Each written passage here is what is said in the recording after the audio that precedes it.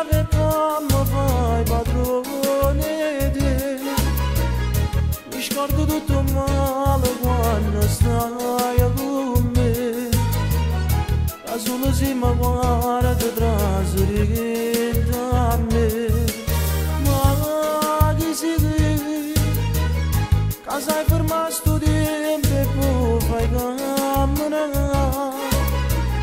Sicuro tu non parli perché te senti. Se fosse una bugia cresce sempre a te. Non ci posso credere che ognuno è più bello del mondo, ma pazzo proprio per me. Tutte le volte che fa una risata rimango incantato. Tutte le volte che non ci va sempre diventa più bello per me. Non ci posso credere che ognuno è più bello del mondo voleva stare insieme a me. Tutte le volte ma senza parole con l'occhio diceva che pure se impazzi per amore. Impazzire per me.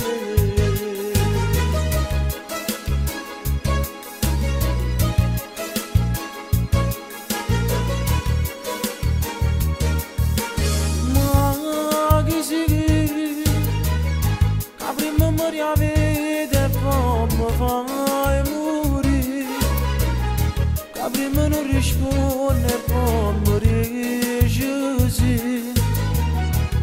A speranza che cercava sempre a te. Non ci posso credere che ognuno è più bello del mondo, ma pazzo proprio per me. Tutte le volte che fa una risata rimango incantato. Tutte le volte che non ci va sempre diventa più bello per me. Non ci posso credere che ognuno è più bello del mondo voleva stare insieme a me. Tutte le volte ma senza parole con l'occhio diceva che pure se impazzi per amore, impazzi per me. Non ci posso credere. Non ci posso credere, che Cavaglione è più bello del mondo. Bazzeva per me.